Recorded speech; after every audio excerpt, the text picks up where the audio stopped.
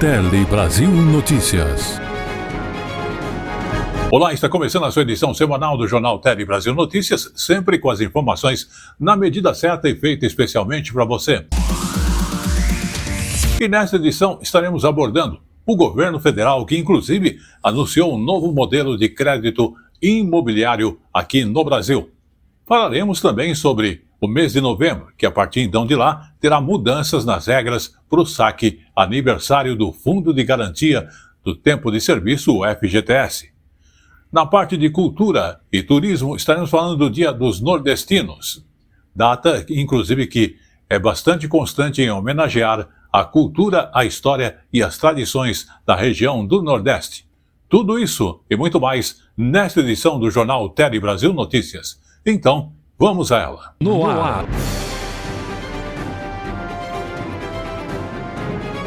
Tele Brasil Notícias.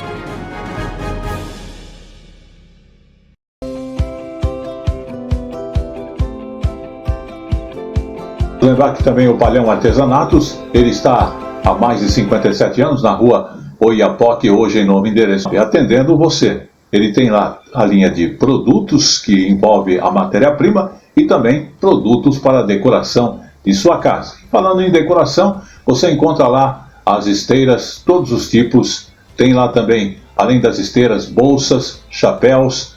Você vai encontrar cestas de bime, bambu, cesta em palha, uma linha completa. E olha, todos os tipos de cash pole. Você que busca cash pole, na palha da taboa, milho, na palha também da carnaúba e todos os tipos de esteiras. Em carnaúba, sisal, taboa, de junco, seda do buriti e também aquele trançado branco.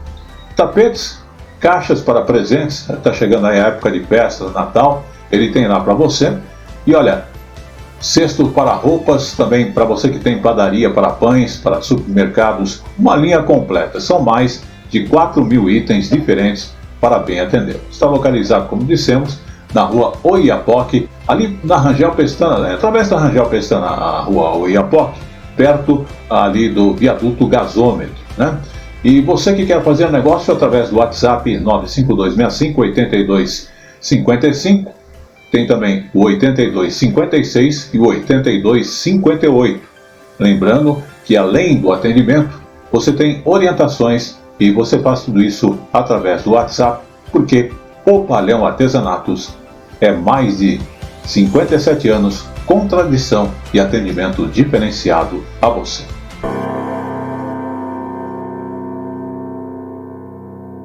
Começamos a edição do Jornal Tele Brasil Notícias falando a respeito do crédito imobiliário. O governo federal anunciou um novo modelo, então, desta função que é o crédito imobiliário aqui no Brasil. E esse modelo, inclusive, houve alterações das regras que os bancos precisam seguir para o uso desse dinheiro que é captado através das aplicações na poupança. E, dessa forma, liberando mais dinheiro para as linhas de crédito. Limite, inclusive, do valor aumentou em R$ 2.250.000. Vamos acompanhar mais esta informação que é muito importante para você que busca financiar aí o seu imóvel. Os anúncios foram feitos em São Paulo com a presença do presidente Lula, do vice-presidente Geraldo Alckmin, ministros, presidente da Caixa e do Banco Central. Até agora, 65% dos depósitos da poupança tinham obrigatoriamente que ser aplicados pelos bancos em crédito imobiliário. 20% eram depositados compulsoriamente no Banco Central e 15% tinham livre aplicação. Com a mudança, o total dos recursos depositados na caderneta de poupança passará a ser referência para o volume de dinheiro que os bancos devem destinar ao crédito habitacional. O novo sistema entra em vigor plenamente em 2027. Dentre os benefícios da mudança estão mais recursos destinados a financiamentos habitacionais. Além disso, as novas medidas anunciadas pelo governo federal vão contemplar também a classe média. O valor máximo do imóvel financiado no sistema financeiro da habitação passa agora de R$ 1,5 milhão para R$ 2.250.000. Muito bem, vamos abordar agora a questão da desigualdade salarial, que é uma coisa que acontece aqui no Brasil e tem-se muitos desafios que precisam, inclusive, serem superados. A desigualdade salarial, segundo o levantamento, inclusive, divulgado pelo IBGE, mostra, por exemplo, que mais de 82% dos trabalhadores recebiam isso no ano de 2022, até 3 salários mínimos, ou seja, menos de R$ 3.700. Além disso, também há desigualdades regionais, há por raça, gênero, que ainda hoje existem. Vamos observar mais detalhes nesta reportagem.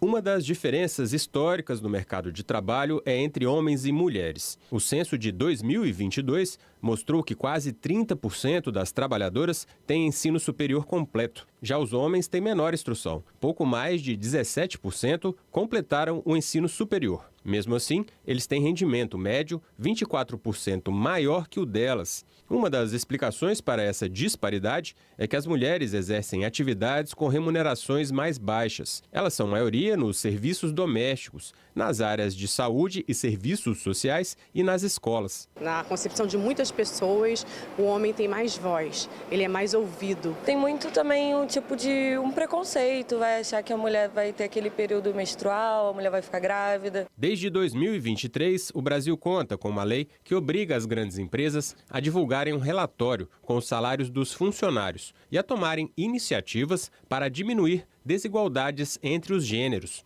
Essa pesquisadora acredita que a medida é importante, mas ela avalia que é preciso ir além. O que tem é um condicionamento social que vai empurrando as mulheres para determinados tipos de funções e ocupações que são consideradas como sendo femininas, né? Então, quando entra em áreas masculinizadas, tende a ser muitas vezes hostilizadas, discriminadas. As desigualdades também são fortes entre as raças. Os indígenas, pardos e pretos são os que têm os menores índices de escolaridade e recebem os menores salários. Em termos regionais, Norte e Nordeste estão nas piores colocações.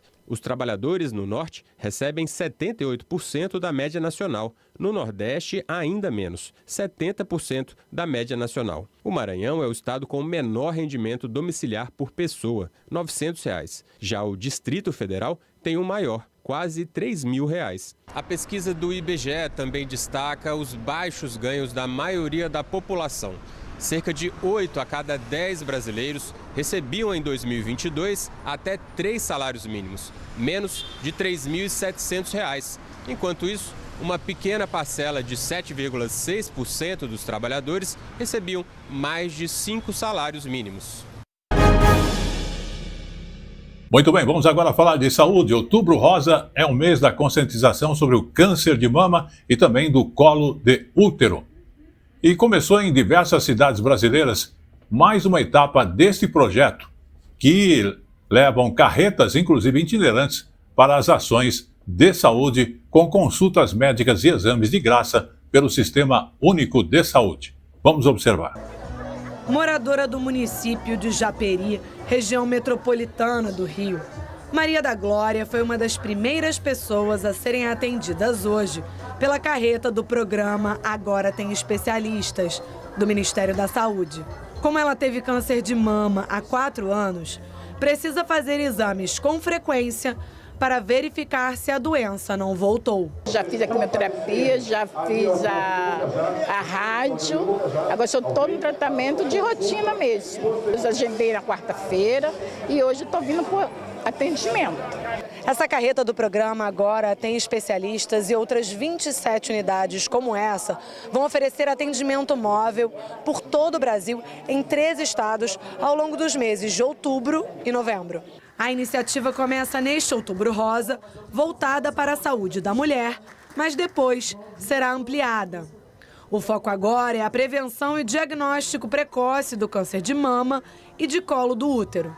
Nesse primeiro momento, a expectativa é que cerca de 1.500 pacientes da rede pública, previamente agendados, sejam atendidos. Serão no Brasil todo, até o final de 2026, mais de 150 carretas em várias especialidades.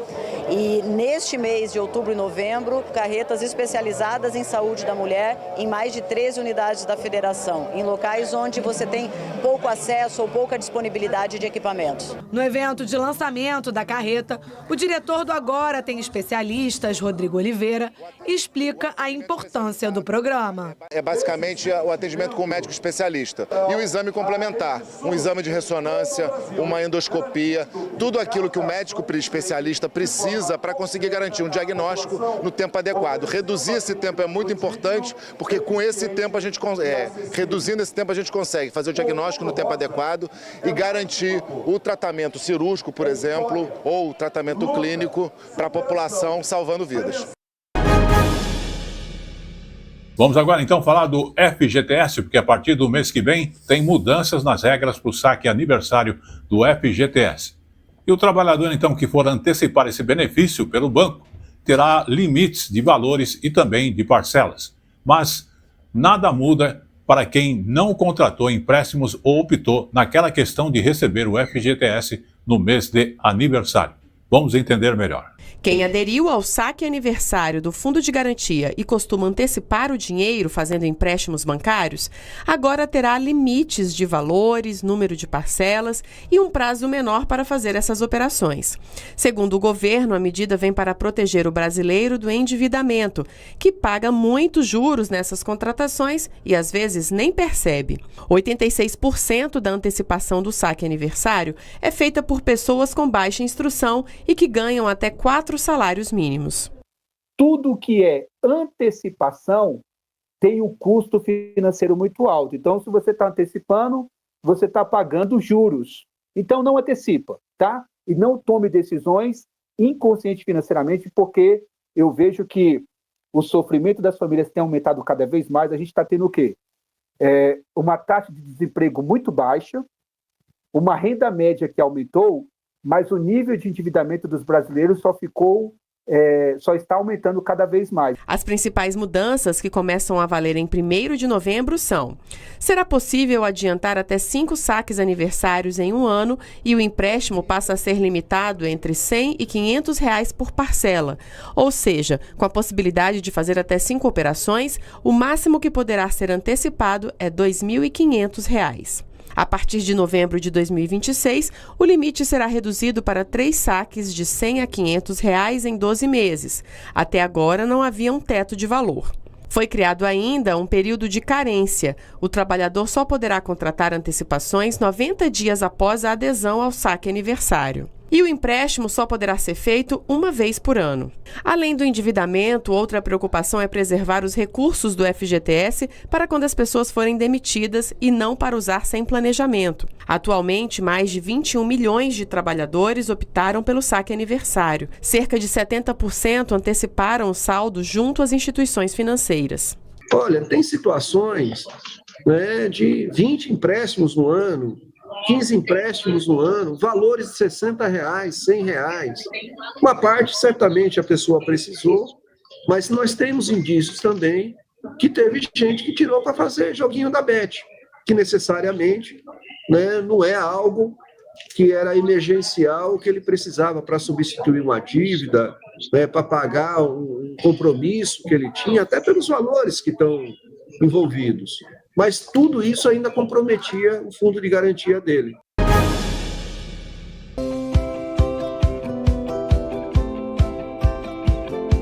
Lembrar que também o Palhão Artesanatos, ele está há mais de 57 anos na rua Oiapoque, hoje em novo endereço, e atendendo você. Ele tem lá a linha de produtos que envolve a matéria-prima e também produtos para a decoração de sua casa. Falando em decoração, você encontra lá as esteiras, todos os tipos. Tem lá também, além das esteiras, bolsas, chapéus. Você vai encontrar cestas de bime, bambu, cesta em palha, uma linha completa. E olha, todos os tipos de cash pool. Você que busca cash pool na palha da taboa, milho, na palha também da carnaúba e todos os tipos de esteiras. Em carnaúba, sisal, taboa, de junco, seda do buriti, e também aquele trançado branco. caixas para presentes, está chegando aí a época de festa, Natal, ele tem lá para você.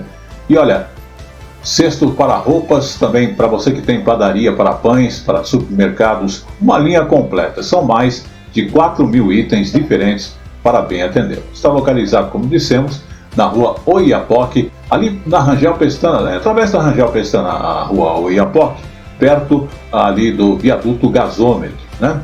E você que quer fazer negócio através do WhatsApp 95265-8255, tem também o 8256 e o 8258.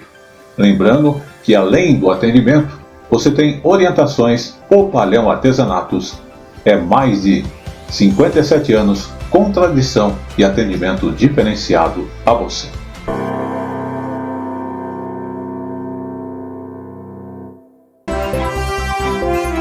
A informação na medida certa que você gosta. Um telejornalismo dinâmico, nacional e regional. Jornal Tele Brasil Notícias. A informação na medida certa. Vamos agora então falar de código de endereçamento postal. 12.000 favelas aqui no Brasil estão agora sendo contempladas com seus próprios números do código de endereçamento postal, que é uma ajuda para identificar a localização dos imóveis. Muitos moradores sem esse código não conseguem receber serviços básicos, como até mesmo se matricular em instituições de ensino, ou mesmo receber um boleto ou pagamento, ou até mesmo aqueles produtos que são comprados pela internet. Vamos conhecer mais de perto esta situação. A iniciativa é do Ministério das Cidades, que decidiu antecipar em um ano o programa CEP para Todos. Segundo dados do IBGE, cerca de 16 milhões de brasileiros moram em comunidades urbanas e favelas e não têm um CEP próprio. Isso corresponde a 8% da população do país. Aqui na cidade do Rio, o percentual é ainda maior. Cerca de 20% dos cariocas são moradores de favelas e comunidades. Agora o programa entra na sua segunda fase para mapear ruas, becos e vielas e dar um CEP próprio para cada uma delas. A última etapa será garantir o atendimento físico com a instalação de agências dos Correios em 100 favelas que ainda serão determinadas. Com isso, a pessoa não passará mais aquele constrangimento na hora de fazer uma compra ou, pior ainda, na hora de preencher uma ficha de emprego e não ter um CEP para indicar. Vamos falar agora na questão de transporte, porque quase 1/3 dos brasileiros utilizam o carro para irem ao trabalho. Exatamente. O meio de transporte é usado principalmente pelas pessoas brancas.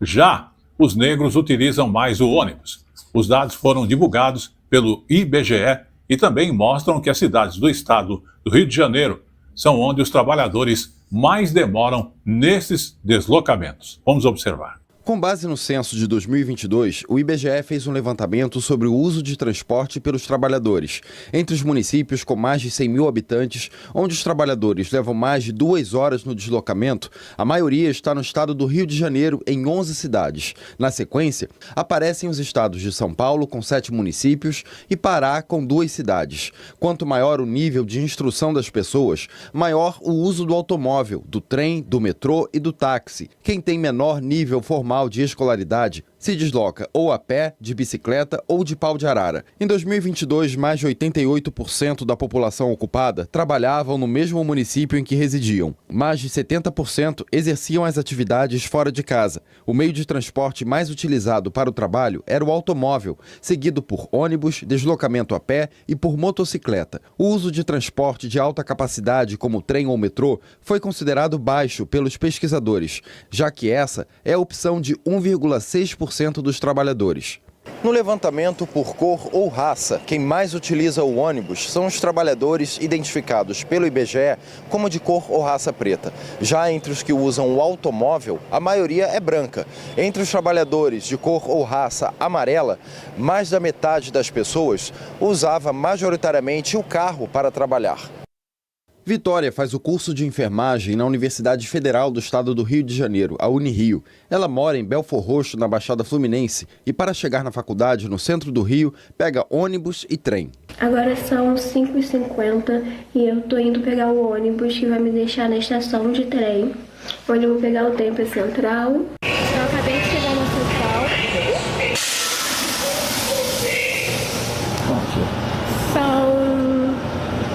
Deixa eu ver, 8 horas em ponto. Hoje o tempo para chegar de Belfor Roxo até o centro do Rio foi de 2 horas e 10 minutos. Quando chega aqui na Central do Brasil, a Vitória ainda precisa caminhar cerca de 800 metros até a Rua da Universidade, que dá mais ou menos uns 10 minutos. Vitória, o que você acha que precisa para melhorar a qualidade do transporte público no Rio como um todo?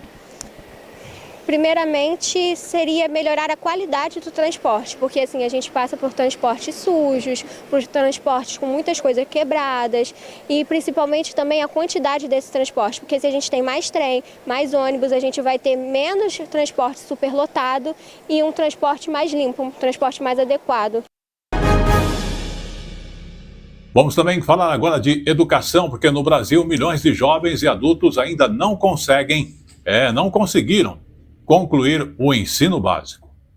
O abandono escolar tem 2 causas principais: o peso da questão do racismo estrutural e a falta de condições financeiras para se continuar os estudos.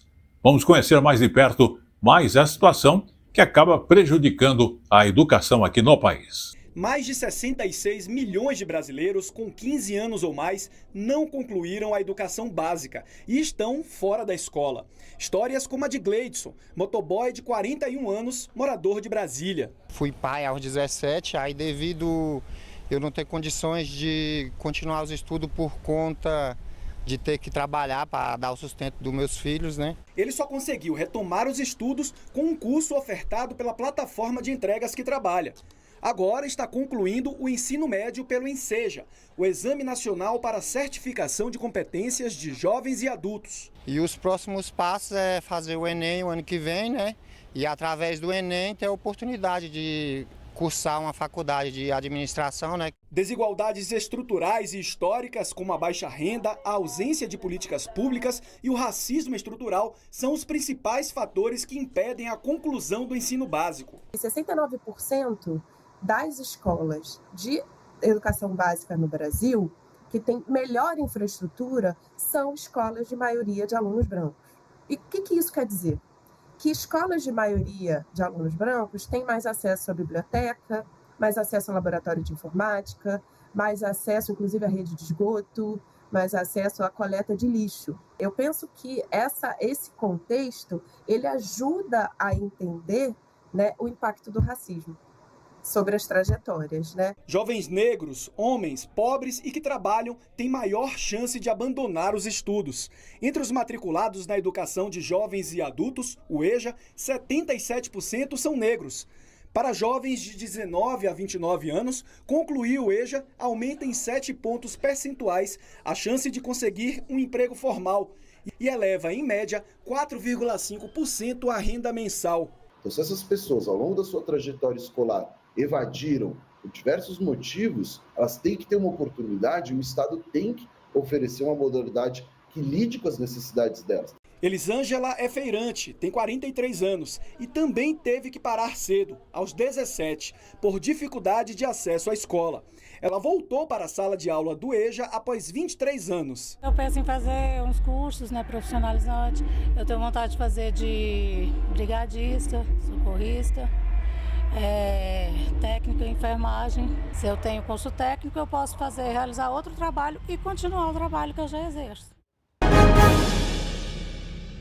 E ainda abordando a questão das crianças, é importante esse dado que 1 em cada 6 crianças brasileiras de até 6 anos já foram vítimas de racismo. É isso mesmo. A maior parte desses casos acontecem dentro de escolas e creches. Educadores, inclusive, alertam: é preciso começar a combater esse crime, desde a educação infantil e também com o envolvimento das famílias e das instituições de ensino. Vamos compreender este alerta desta situação. A filha desta mulher não sabia, mas conheceu o racismo com apenas 7 meses de vida. Eu estava numa cadeirinha sentada e um bebê maior sentou em outra cadeirinha e bateu por várias vezes o pé na moleirinha dela. Quando eu cheguei para falar com a coordenadora, ela falou: não, mãezinha, não se preocupa não. Pretinha assim, não tem problema. Ela é forte, ela aguenta. Isso para um bebê, uma bebê de 7 meses, né? Então, prontamente eu saí da creche. A situação não é incomum. 1 em cada 6 crianças de até 6 anos já foi vítima de racismo no Brasil. Os casos de discriminação acontecem principalmente dentro das creches e pré-escolas. Mais da metade dos cuidadores relataram situações de racismo nesses ambientes. Outros locais citados foram espaços públicos, como na rua, em praça ou em parquinho, com 42% de menções. 20% dizem que ocorreu no bairro, na comunidade, no condomínio ou na vizinhança. E 16% afirmam que ocorreu na família.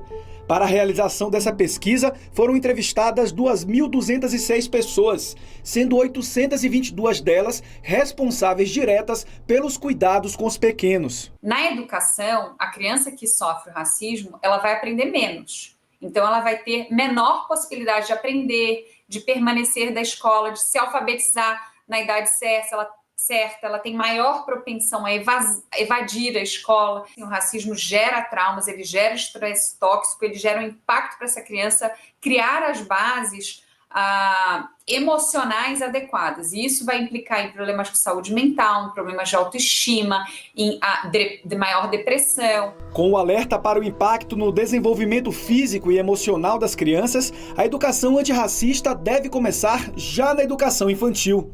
Eu acho que o importante é que desde cedo, desde a família, né, as crianças tenham a oportunidade de conviver com pessoas de diferentes pertencimentos étnico-raciais. É verdade que a educação não é quando as crianças ingressam nos estabelecimentos de ensino.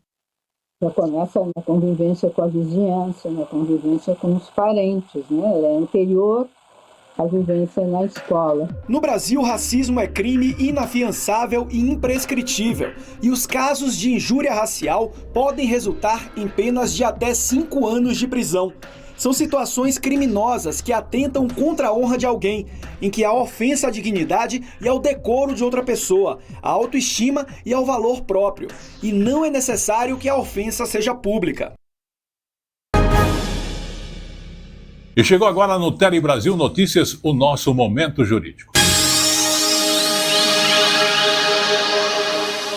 O Momento Jurídico de hoje aborda a questão da embriaguez ao volante e a lesão corporal culposa na direção do veículo, que devem ser penas, inclusive, somadas. Vamos observar aí mais detalhes dessa situação de julgamento e também do que a lei determina. Sexta turma do Superior Tribunal de Justiça decide que crimes de embriaguez ao volante e lesão corporal culposa na direção de veículo devem ter as penas somadas.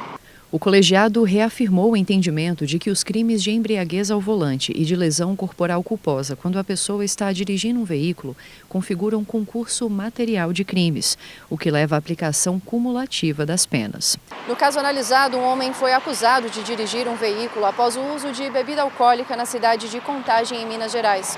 Ele teria colidido com outro veículo e causado ferimento em 3 pessoas após não ter observado uma placa de parada obrigatória. Por entender que o acusado, com uma única atitude, incorreu nos 2 crimes, o Tribunal de Justiça de Minas Gerais reconheceu o concurso formal entre as 2 condutas. A advogada criminalista Nayara Caixeta explica a diferença entre as modalidades de concurso de crimes previstas no Código Penal.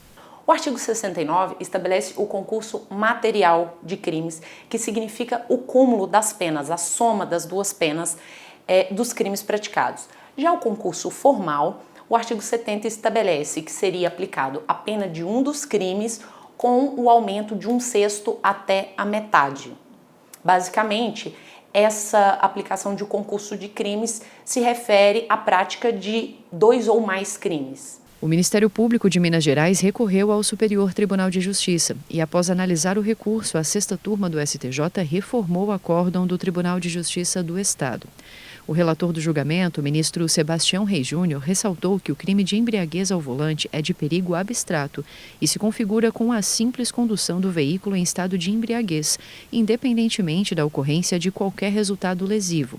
Já o de lesão corporal culposa na direção do veículo é um crime de resultado, que exige a efetiva ofensa à integridade física de terceiro. O colegiado seguiu o entendimento do relator ao entender que o acórdão do TJMG, ao reconhecer concurso formal entre os delitos, contrariou a orientação jurisprudencial do STJ, que considera necessária a aplicação do concurso material entre os crimes em questão, pois se trata de condutas autônomas praticadas em momentos distintos, com objetos jurídicos diversos.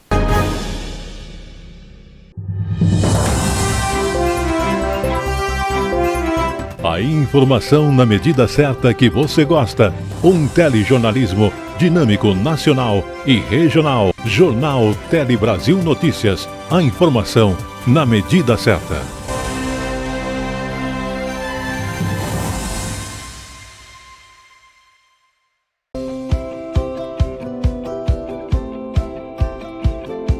Lembrar que também o Palhão Artesanatos, ele está há mais de 57 anos na rua Oiapoque, hoje em novo endereço, atendendo você. Ele tem lá a linha de produtos que envolve a matéria-prima e também produtos para decoração de sua casa. Caixas para presentes, está chegando aí a época de festa, Natal, ele tem lá para você. São mais de 4.000 itens diferentes para bem atender. Está localizado, como dissemos, na rua Oiapoque, ali na Rangel Pestana, através da Rangel Pestana, a rua Oiapoque, perto ali do viaduto gasômetro, né? O Palhão Artesanatos é mais de 57 anos com tradição e atendimento diferenciado a você.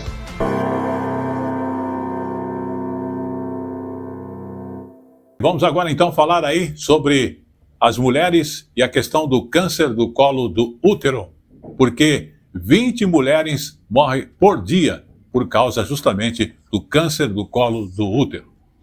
Este é o tipo que mais mata mulheres na região do Nordeste. Um exemplo? Vamos observar mais detalhes na reportagem da Pref TV de Caruaru. Há um ano, Fernanda teve um susto ao realizar um exame de rotina após um sangramento e descobriu o diagnóstico de um câncer do colo do útero, um tumor maligno. E eu comecei a sentir um sangramento espontâneo. Só que eu já tenho uma patologia de doença autoimune, que é o lúpus, e um anticoncepcional que eu tomava inibia a menstruação. Então eu me assustei porque, teoricamente, não era para ter sangramento. A batalha contra a doença foi intensa, mas a coragem, a persistência, a força feminina fizeram a jornalista vencer cada etapa do processo, que em alguns momentos foi doloroso, mas nunca capaz de tirar a garra de quem entende que diagnóstico não é sentença de morte. Segundo o Ministério da Saúde, o câncer do colo do útero ainda é o que mais mata mulheres no Nordeste. No Brasil, são 20 mortes por dia, até 6 vezes mais que os casos de feminicídio em alguns estados. Para detectar com mais facilidades os casos, o Ministério vai implementar o teste de biologia molecular DNA-HPV no Sistema Único de Saúde, o SUS. O novo método será ofertado inicialmente em 12 estados brasileiros. A tecnologia 100% nacional detecta 14 genótipos do papilomovírus humano HPV, identificando a presença do vírus no organismo antes da ocorrência de lesões ou câncer em estágios iniciais. Isso ocorre, inclusive, em mulheres assintomáticas.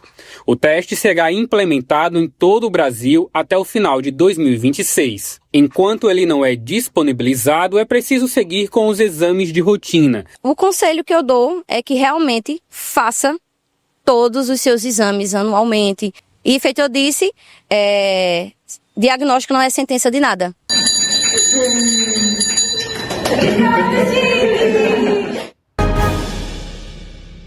O Ministério do Trabalho e Emprego melhorou e atualizou o cadastro de empregadores que tenham submetido trabalhadores a justamente as condições análogas à escravidão, conhecido como lista suja do trabalho escravo. Vamos conhecer mais de perto esta outra atualização, porque é importante para aquelas empresas que justamente estiveram nesta circunstância e outras que estão se utilizando do trabalho escravo. A lista passou a contar com 159 nomes, sendo 101 de pessoas físicas e 58 de pessoas jurídicas.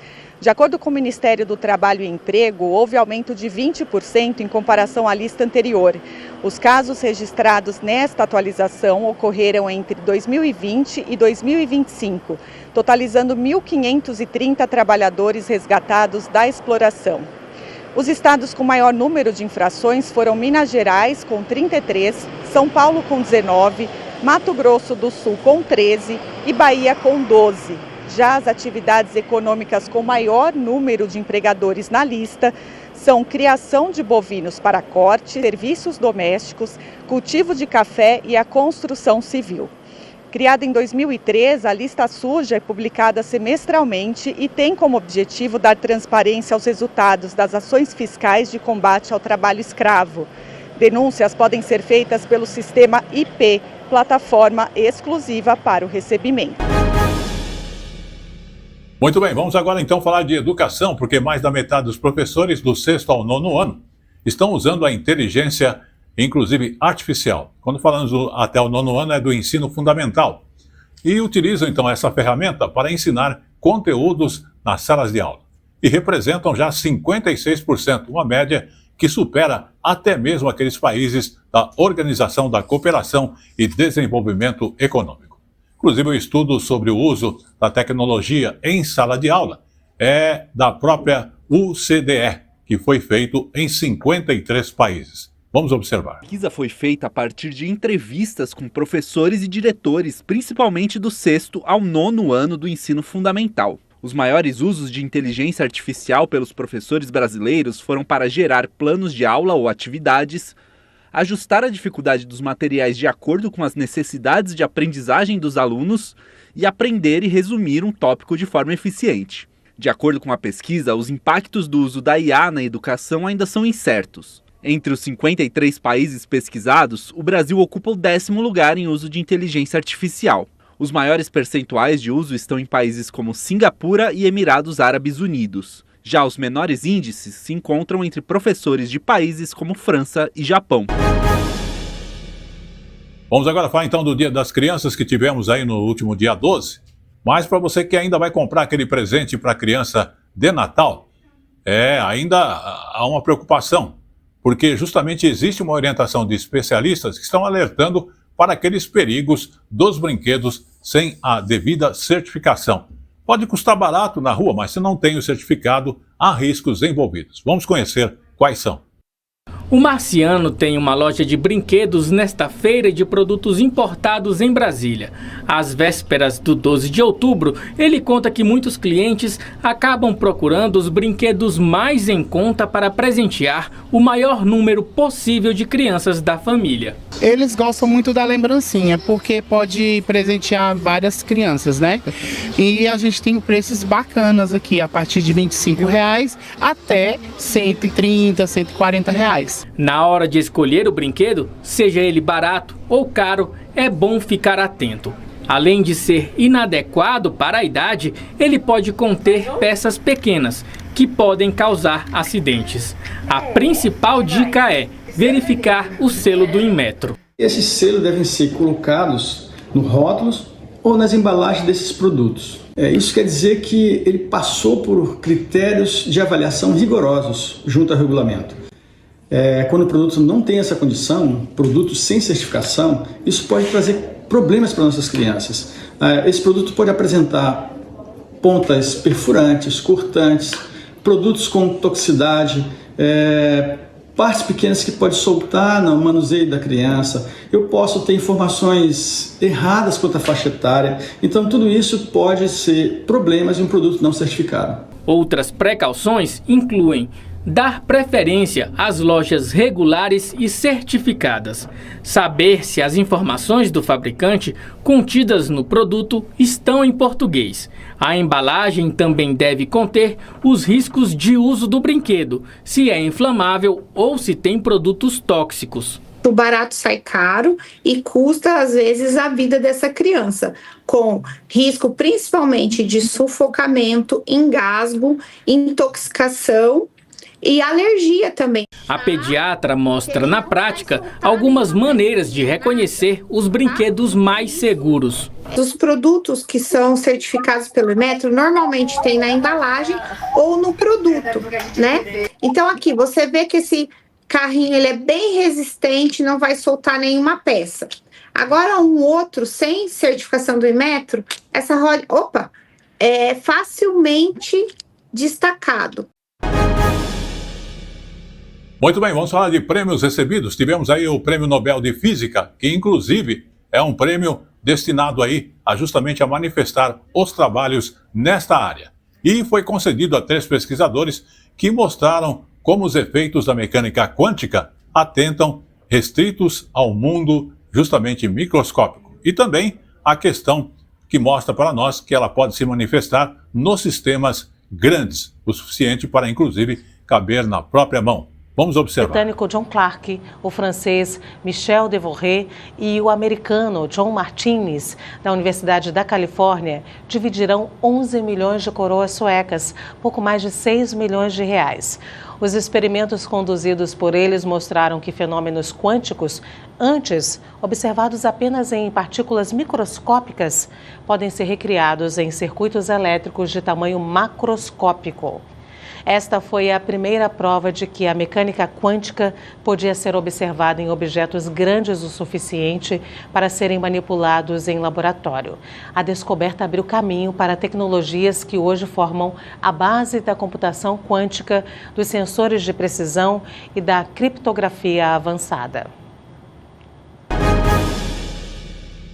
Vamos agora então falar de música clássica e também dos maestros. O maestro João Carlos Martins foi homenageado na última quarta-feira em Madrid, na Espanha. Ele recebeu das mãos da rainha Sofia um prêmio internacional que reconhece a trajetória artística e o compromisso com a música. Vamos observar. Aos 84 anos, o maestro João Carlos Martins voltou a ser aplaudido fora do Brasil.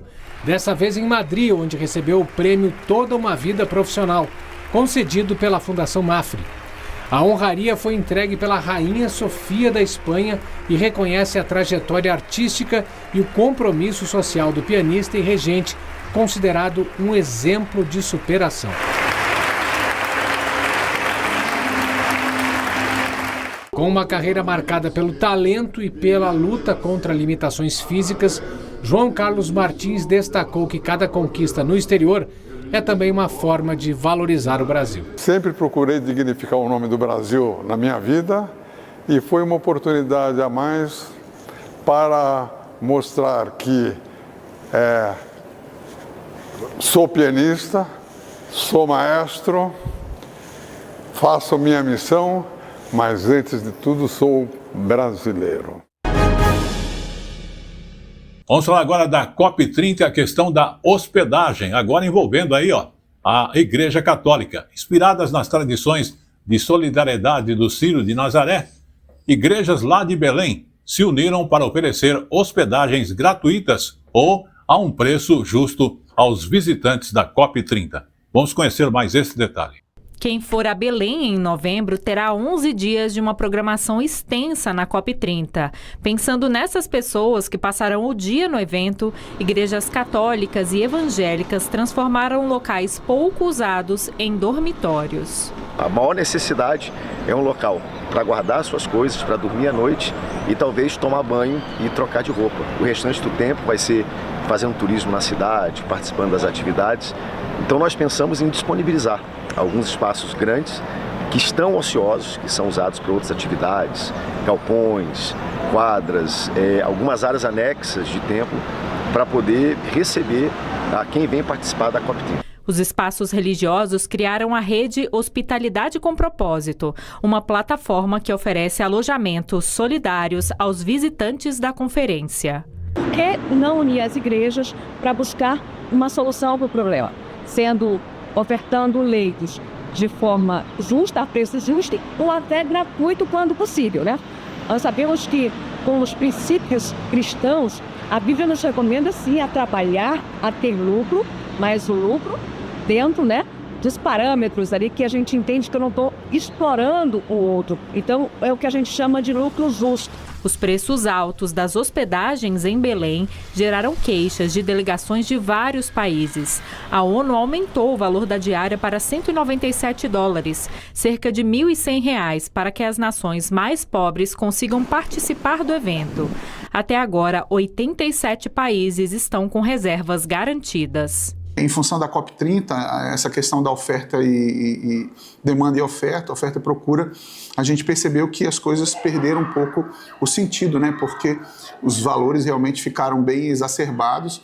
Moradores locais também colocaram as próprias residências para alugar, uma forma de ajudar os visitantes e fazer uma renda extra. E a gente já tinha aqui o espaço, e apesar dele não ter sido construído, pensado para virar, né, uma hospedagem, a gente acabou se levando na onda, né, da COP30 e decidiu colocar para alugar.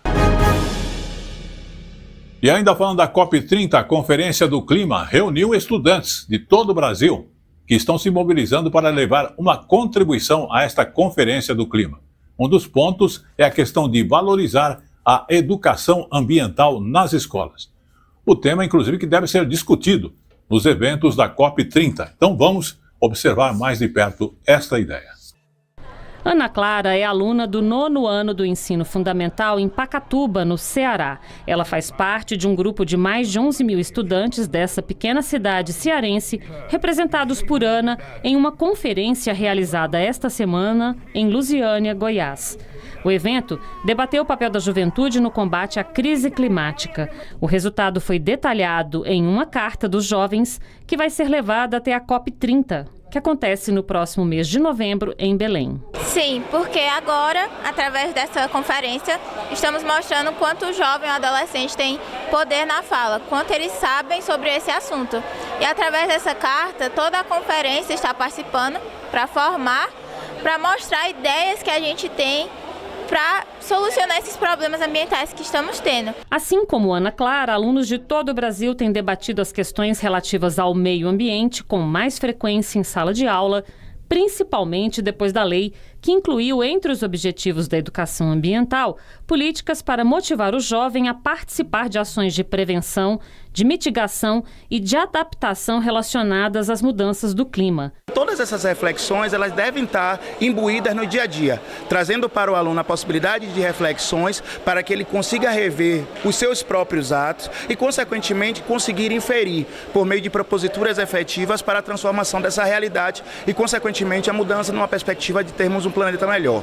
A legislação brasileira criou a Política Nacional de Educação Ambiental, regulamentada em 2002. E no ano passado, as mudanças climáticas e a luta para reverter a perda da biodiversidade foram incluídas como assuntos que devem fazer parte dos projetos escolares. Educação ambiental comprometida com a mudança do clima é uma educação ambiental que precisa estar no cotidiano da escola, incentivando essa dialogia entre professores e estudantes, entre estudantes, no pátio da escola, na sala de aula, na relação com a comunidade. Na visão de especialistas, o desafio é a formação dos professores. Para ser inserido de uma forma global, isso exige questões que envolvem políticas públicas, sem dúvida alguma, sem definição, ter orçamento, ter condições de formação de professores, de revisão de estrutura curricular, né? Não tem que ser um a mais, né? Ele tem que ser um inserido dentro,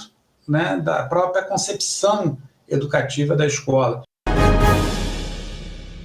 Vamos então agora falar então de turismo e agora do turismo aqui dos estrangeiros aqui no Brasil. Porque o Brasil alcançou um recorde no número de visitantes de outros países em um só ano. Isso representa que até setembro de 2025, 7 milhões e 100 mil estrangeiros vieram passear aqui. E tudo proporcionado pelas belezas naturais que temos, a hospitalidade dos brasileiros, que acabam sendo destaque, inclusive na entrevista. A notícia é uma coisa boa. Mas se comparado com outros países como França ou Espanha, ainda há muito o que fazer aqui no Brasil, justamente para aumentar o número de turistas internacionais. Vamos conhecer esses aspectos nesta reportagem.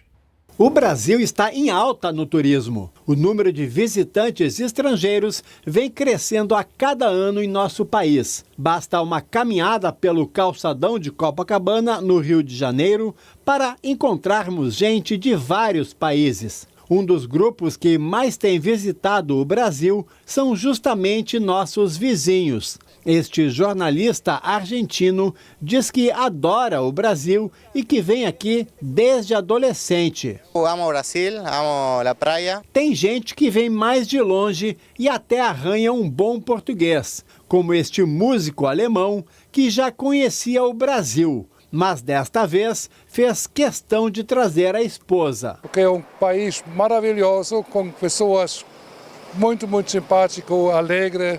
A natureza é uma beleza, único. E a picanha, não tem nenhum lugar melhor para comer picanha do que aqui.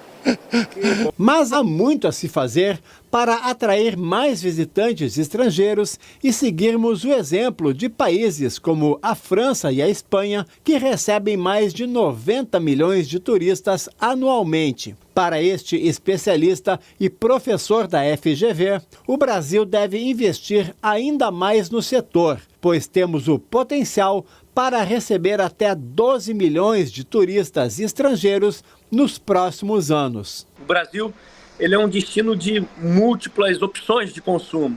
Nós somos um país de mar, de montanha, de Pantanal, de florestas, né? E é importante que a gente segmente essa nossa demanda e trabalhe a promoção de forma mais específica. Melhorar a questão da qualificação dos profissionais, ou seja, melhorar a condição na prestação de serviços, sobretudo com a questão dos idiomas. Uma outra questão que eu vejo é uma questão de verificar o quanto que o custo Brasil, e aí tanto de aeroportos quanto dos portos, viabilize melhor essa questão para que o destino Brasil se torne mais atrativo.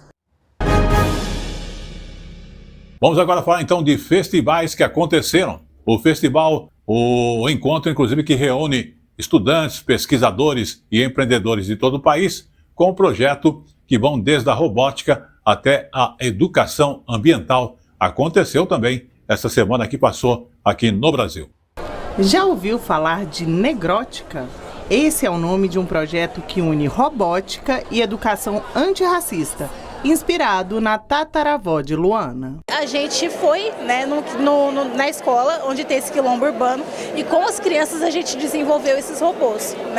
Tudo lá, tudo foi feito por todos nós, desde coisas da peça do teatro, edição de vídeo, essas coisas, tudo foi feito pelas crianças e por nós.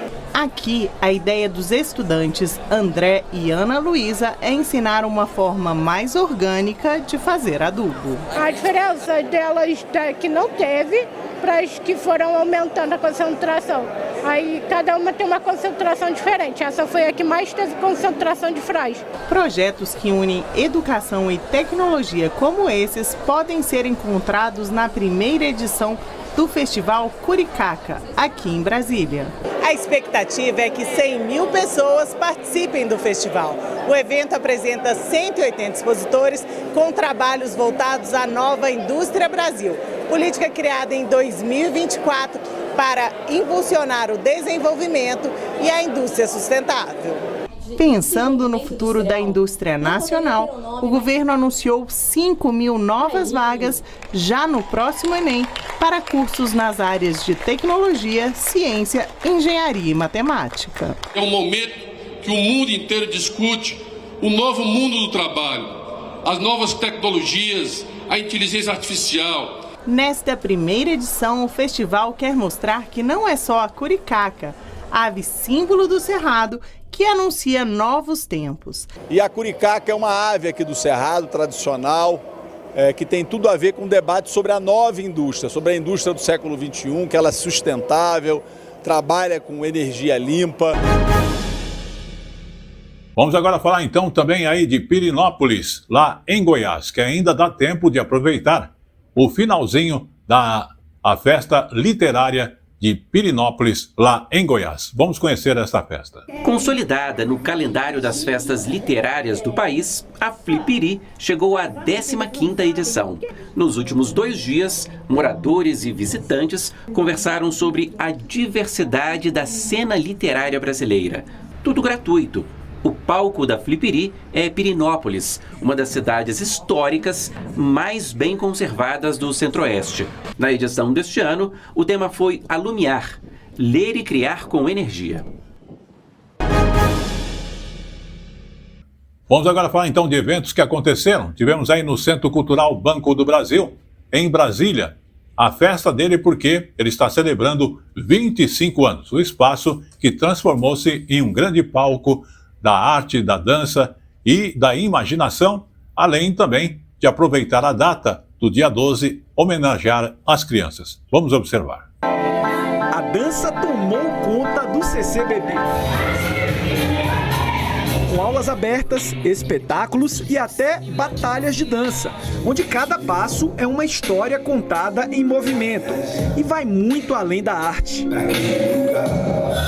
A gente tem atenção não só com a inclusão dos artistas PCDs, mas como também com o público. Então tem uma mobilização muito especial. Tem muito valor para a sociedade, tanto só para assistir quanto para praticar. Tem muito valor. A importância dessa arte para a sociedade é que ela traz inclusão, né? Ela traz saúde mental e física, né? E fora que pode te transformar e ter uma visão diferente sobre a sociedade e sobre o seu estilo de vida. Nesta batalha que parece de break, mas com músicas bem diversas, os olhos desta família ficaram vidrados. A diversidade de dança, as músicas, isso é muito legal, divertido. É o movimento das danças, é maluquice, porque eles dançam as músicas e com o corpo se mexendo muito diferente.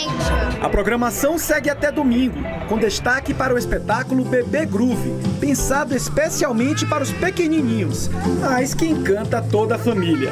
E os DJs fazem a trilha sonora, tocando músicas infantis que misturam nostalgia e muita alegria. O CCBB é um processo de espaço de formação de plateias, né? Então nada melhor que ter crianças sempre aqui com a gente. É a criança que vai crescer, que vai surgir, vai ser o novo ator, o novo artista, o novo professor, o novo produtor.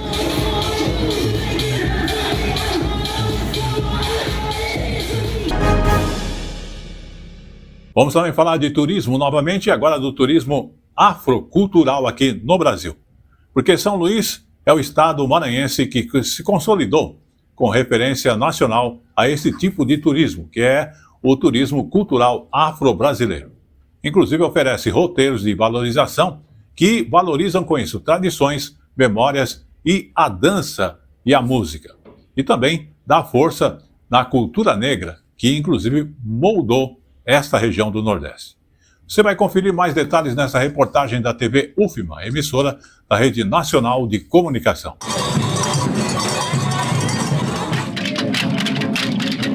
A memória de um povo que pulsa no ritmo dos tambores, nas danças e na fé que atravessa gerações.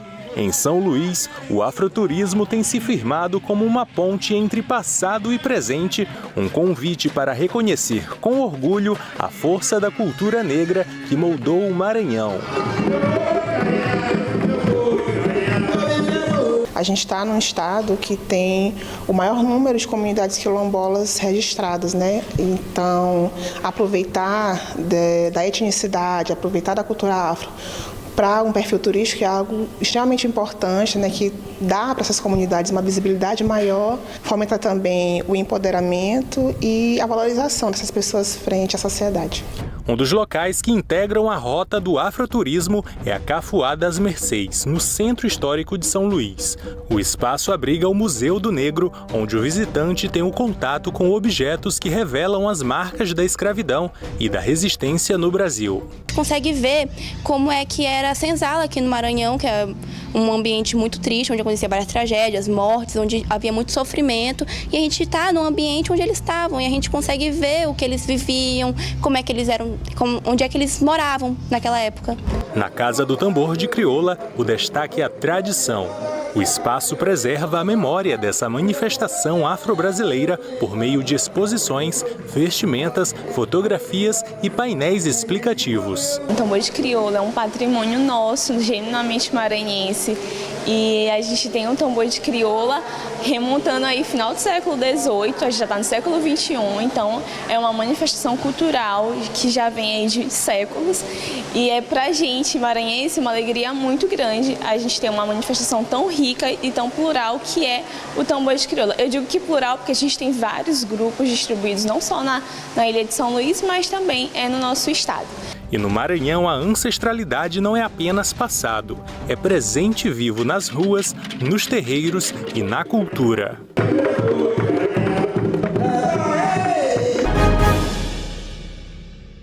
Muito bem, vamos falar agora de curiosidade. Uma estátua de 38 metros de altura, 350 toneladas e que é feita de ferro e concreto, que é a segunda da imagem aqui de Buda, esculpida no mundo e a maior no Ocidente. O monumento fica na cidade capixaba de Ibiraçu. Vamos observar mais detalhes nessa reportagem da TVE do Espírito Santo. A estátua foi erguida na Praça Tori, dentro do Mosteiro Zen Morro da Vargem. Um portal que marca o diálogo entre a cultura oriental e a ocidental. Na antiga língua sagrada da Índia, o sânscrito, a palavra Buda significa iluminado. Um título dado a um mestre budista ou aos que alcançaram a realização espiritual. O príncipe Siddhartha Gautama é reconhecido como o primeiro Buda de nossa era. Não há um consenso, mas o iluminado pode ter nascido no ano 563 a.C., em um reino próximo ao Himalaia, atual fronteira do Nepal. Buda deixou ensinamentos para guiar o ser humano em sua jornada rumo à vida sem sofrimento, em uma existência baseada em qualidades como amor, generosidade e sabedoria.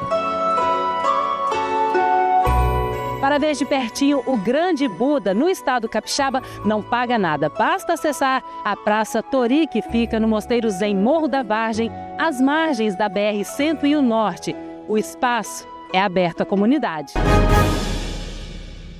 E como eu falo sempre, tudo que é bom dura pouco. E o Tele Brasil Notícias dessa semana está chegando ao seu final, agradecendo a sua audiência. Mas antes, vamos falar da semana passada, que tivemos a celebração do Dia dos Nordestinos, data que homenageia a cultura, a história e as tradições daquela região. Reportagem da TV Ceará, através da repórter Emanuela Braga. Vamos observar. O cuscuz é presença garantida na mesa do nordestino.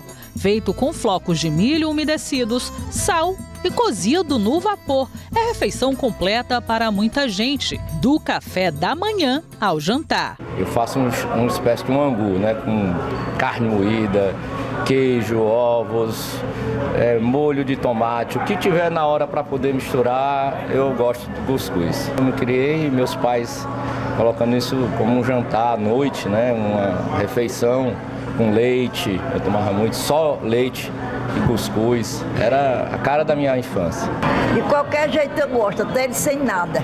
Que é a cara do nordestino, ninguém duvida, mas existe uma história curiosa. O cuscuz, na verdade, tem origem fora do Brasil. Existe na história da alimentação indícios do cuscuz feito em várias regiões do mundo. Tanto que tem aquele cuscuz marroquino, porque existe indícios de que por lá também tinha, mas na África a gente encontrou vários relatos do cuscuz, do milho sendo pilado de muitas formas, se fazendo algo parecido como um mingau, mas também muito parecido como a gente faz. Outro detalhe importante, o cuscuz é presença o ano inteiro, com o preço que cabe no bolso e nas mesas de todas as famílias. Essa padaria faz em média 80 cuscuz por dia e das mais variadas formas e sempre buscando inovar, como esse cuscuz doce, feito com chocolate. Mas temos que destacar que a iguaria também não pode faltar como acompanhamento em outras horas do dia. Por aqui tem cuscuz com queijo, ovo, carne de sol, goiabada, frango, coco, calabresa, rapadura e até Nutella. Alimento forte e nutritivo, o nosso cuscuz de todo dia ainda tem outra vantagem. Especialistas garantem que ele não engorda. Cuscuz comido em quantidades adequadas, com um bom acompanhamento, como carnes e ovos, o cuscuz ele se torna um alimento extremamente nutritivo e fácil de você encaixar no seu dia a dia. Que é bom, gostoso e barato, ninguém duvida. Por isso, tenha sempre em casa um pacote do seu velho e bom cuscuz nordestino. E com esta última informação, o Tele Brasil Notícias da semana vai ficando por aqui, agradecendo a sua audiência e lembrando que você nos acompanha através de nosso site, que é telebrasilnoticias.com.br, revendo as matérias, ou mesmo nas redes sociais, através do @Jornal Tele Brasil Notícias, ou no Facebook, A Hora da Notícia Rádio e TV. Queremos agradecer toda a nossa equipe de produção e estaremos de volta com mais um Jornal Tele Brasil Notícias na semana que vem.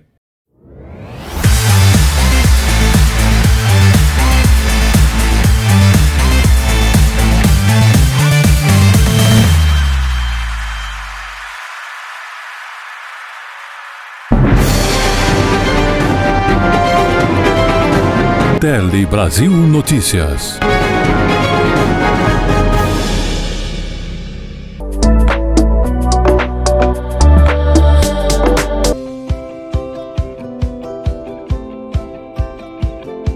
Lembrar que também o Palhão Artesanatos, ele está há mais de 57 anos na rua Oiapoque, hoje em novo endereço, atendendo você. Ele tem lá a linha de produtos que envolve a matéria-prima e também produtos para decoração de sua casa. Falando em decoração, você encontra lá as esteiras, todos os tipos. Tem lá também, além das esteiras, bolsas, chapéus.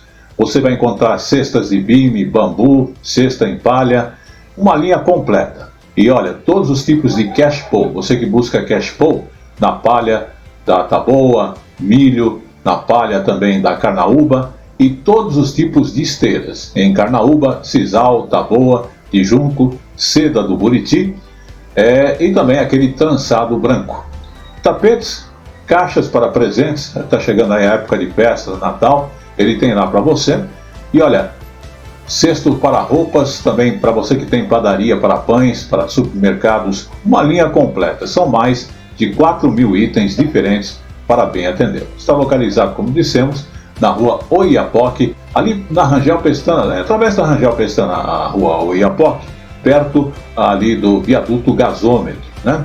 E você que quer fazer negócio através do WhatsApp 95265-8255, tem também o 8256 e o 8258.